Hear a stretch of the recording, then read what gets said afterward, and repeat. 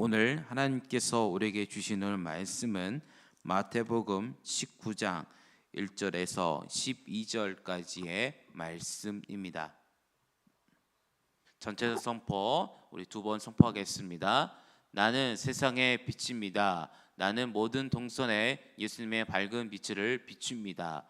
나는 세상의 빛입니다. 나는 모든 동선에 예수님의 밝은 빛을 비춥니다. 아멘. 예수님께서 갈릴리 사역을 마치시고 요단강을 건너 유대 지경 곧 베레아 지역으로 이동하셨습니다. 이곳에서도 예수님은 무리들 병을 고치시고 말씀을 전하셨는데 그때 바리새인들이 예수님께 나와 의도적으로 질문합니다. 3절 말씀을 함께 읽어보겠습니다. 바리새인들이 예수께 나와 그를 시험하여 이르되 사람이 어떤 이유가 있으며 그 아내를 버린 것이 옳으니까. 아멘. 이 질문은 단순한 질문이 아니었습니다. 당시 갈릴리와 베레아 지역을 다스리던 안디바라는 사람이 있습니다. 이 안디바는 자신의 야심을 위해 이혼하고 유부녀와 재혼하였으며 이 일로 세례 요한에게 책망을 받다가 결국 세례 요한을 목베어 죽인 인물이었습니다. 바리새인들은 예수님을 안디바와 충돌하게 만드는 정치적 의도로 이 질문을 던진 것입니다. 그렇다면 이 함정과 같은 이 질문 앞에서 우리 예수님께서는 어떻게 대답하셨을까요? 예수님께서는 정치적 논쟁에 힘바르지 않으시고 오히려 결혼의 본래 의미와 하나님의 원래 뜻으로 곧장 나가셨습니다. 예수님께서는 먼저 결혼 제도의 의미를 성경에서 제시하셨습니다. 4절에서 6절 말씀을 함께 읽어보겠습니다. 예수께서 대답하여 이르시되 사람을 지으신 이가 본래 그들을 남자와 여자로 지으시고 말씀하시기를 그러므로 사람이 그 부모를 떠나서 아내에게 합하여 그 둘이 한이 될지니라 하신 것을 읽지 못하였느냐. 그런즉 이제 둘이 아니여 한 몸이니 그러므로 하나님이 짝지어 주신 것을 사람이 나누지 못하지나 하시니. 아멘. 결혼 제도는 하나님께서 이를 남자와 여자로 창조하신 후에 직접 제정하신 최초의 제도입니다. 제사 제도보다 성전보다 먼저 주어진 하나님의 명령입니다. 하나님께서 결혼을 통해 둘이 한 몸이 되는 것을 이루게 하셨습니다. 부부가 하나 되는 것은 단순히 결합을 넘어섭니다. 그것은 궁극적으로 그리스도와 교회가 하나 되는 연합을 이 땅에서 보여주는 거룩한 그림입니다. 하나님께서는 결혼이라는 제도를 통해 우리로 하여금 삼위일체 하나님 안에서 이루어지는 그 깊고 온전한 교제에 직접 참여하게 하십니다. 삼위일체 하나님은 본래 교제하시는 하나님이십니다. 성부, 성자, 성령 세 분은 원래 전부터 완전한 사랑과 하나됨 안에서 교제하고 계십니다. 그 교제는 어떤 것으로도 끊거나 나눌 수 없는 온전한 하나됨입니다. 결혼은 바로 이 하나님의 성품에서 비롯된 제도입니다. 그렇기에 예수님께서는 이렇게 말씀하신 것입니다. 하나님이 짝지어 주신 것을 사람이 나누지 못할지니라라고 말씀하신 것입니다. 이처럼 예수님께서는 바리새인들의 정치적 함정에 흔들리지 않으시고 결혼의 본래 의미와 하나님의 원래 뜻을 성경에 근거하여 분명하게 담대하게 제시하셨습니다. 그러나 바리새인들은 이 말씀에 수고하는커녕 오히려 율법을 근거로 다시 반박하고 이렇게 되물었습니다. 7절 말씀을 읽어드리겠습니다. 여짜오되 그러면 어찌하여 모세는 이혼 증서를 주어서 버리라 명하였나이까. 이에 예수님께서 이렇게 대답하셨습니다. 8절 말씀을 함께 읽어보겠습니다. 예수께서 이르시되 모세가 너희 마음을 완악함 때문에 아내 버림을 허락하니와 본래는 그렇지 아니하니라. 아멘.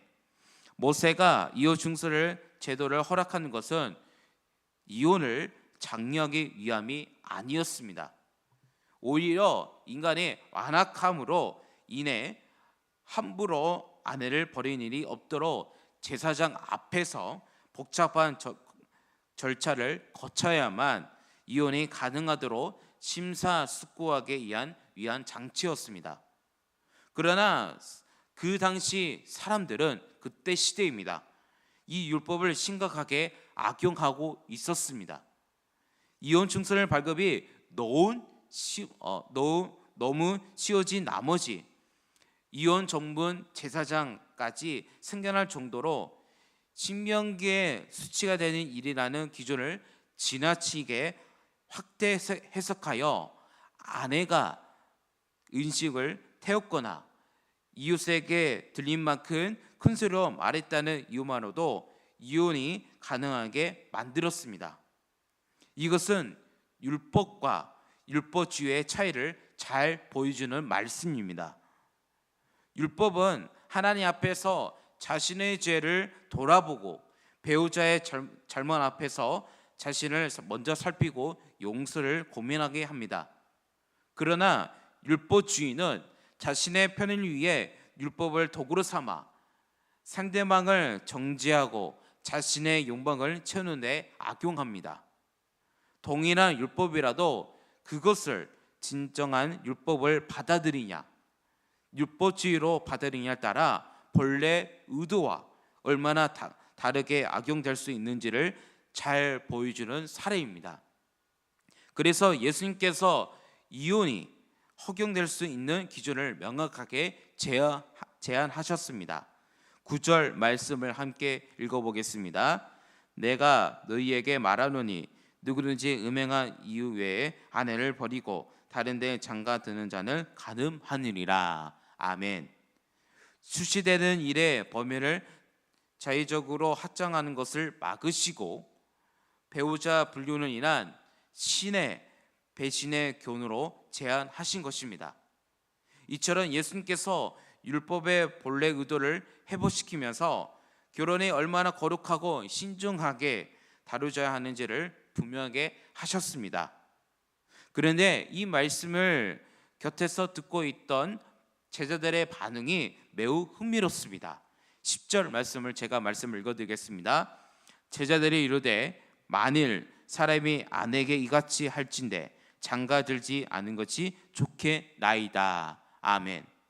이 반응은 당시 이혼이 얼마나 쉬운지를 역설적으로 보여주는 말씀입니다. 건수만 있으면 이혼 증서를 던져주고 바로 이혼이 가능했던 시대였기 때문에 이혼이 이렇게 어렵다는 말을 듣자 차라리 나는 결혼하지 않겠다는 것을 말씀하는 것을 우리에게 보여주는 말씀입니다. 그러나 예수님께서는 이것이 결혼하지 않을 합당한 이유가 아님을 분명하게 하셨습니다. 11절에서 12절 말씀을 읽어보겠습니다. 예수께서 이르시되 사람마다 이 말을 받을지 못하고 오직 타고난 자라야 할지니라. 어머니의 태로부터 된 고자도 있고 사람이 만든 고자도 있고 천국을 위하여 스스로 된 고자도 있도다. 이 말을 받을 만한 자는 받을지니라. 아멘. 단순히 결혼 생활이 힘들거나 같다거나 불편한 것을 같다는 이유로 결혼을 기피하는 것이 합당하지 않습니다. 결혼은 불편함을 감수하는 짐이 아니라 하나님께서 우리에게 허락하신 거룩한 부르시기 때문입니다. 사랑하는 우리 성도님들, 오늘 말씀 통해 우리는 참으로 중요한 지혜를 깨닫게 됩니다. 세상의 기준은 시대에 따라 끊임없이 바뀝니다. 예전에는 아무리 힘들고 어려워도 결혼을 끝까지 지켜낸 것이 당연한 일이었습니다. 그러나 지금은 다릅니다. 조금만 맞지 않더라도 조금만 힘들어도 이혼을 쉽게 선택하는 시대가 되어버렸습니다. 바로 이런 시대에게 오늘 말씀이 우리에게 더 소중하게 다가옵니다. 하나님께서 결혼을 통해 우리에게 원하신 것이 무엇인지, 그리고 결혼이 우리의 삶에서 얼마나 귀하고 소중한 것인지를 오늘 말씀이 다시 한번 깨닫게 해주는 말씀입니다. 그렇기에 우리는 이 진리를 마음에 굳게 붙들고 살아가야 합니다. 하나님께서 우리에게 결혼을 주신 것은 단순히 둘이 함께 사는 것이 그 이상입니다. 서로가 하나 되어 삼위일체 하나님과 누리는 그 깊은 교제와 기쁨을 이 땅에서 함께 누리며 살아가게 하시려는 것입니다. 오늘 말씀을 마음에 깊이 새기며 내 곁에 있는 배우자가 하나님께서 주신 소중한 성품을 기억하고 감사하며 살아가는 우리 성도님 되시기를 예수 그리스도의 이름으로 축복합니다. 함께 말씀을 생각하시면서 기도하겠습니다. 배우자의 허물을 먼저 보기 전에 말씀 앞에서 나 자신을 먼저 돌아볼 수 있는 겸손한 마음을 허락하여 주시고, 어떤 어려운 앞에서도 주님께서 짜주어 주신 그 사람을 끝까지 소중히 여기며 함께 걸어갈 수 있는 힘과 은혜를 더하여 주시옵소서. 우리의 공동체의 모든 가정 위에 주님의 손길 함께 하시고, 결혼을 준비하는 이들과 상처와 아픔을 안고 있는 가정들 모두에게 주님의 위로와 회복의 은혜를 허락해 주시라고 다 함께 기도합시다.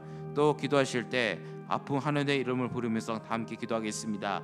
김모장 권사님, 유전우 선생님, 오기성 권사님, 김정현 권사님, 최영경 권사님, 김병태 집사님, 강호영 집사님, 이망현 성도님, 임모장 권사님, 현노와 아이를 위하여 치료와 회복을 주시라고 아픈 하늘을 기도합시다. 오늘 주 예배가 있습니다. 다 같이 입술로 합심 기도하겠습니다. 다 함께 기도하겠습니다. 하나님 아버지 감사합니다. 오늘 말씀을 통해서 많은 깨닫게 해주시고 우리에게 깊은 진리에 깨닫게 해주셔서 감사합니다.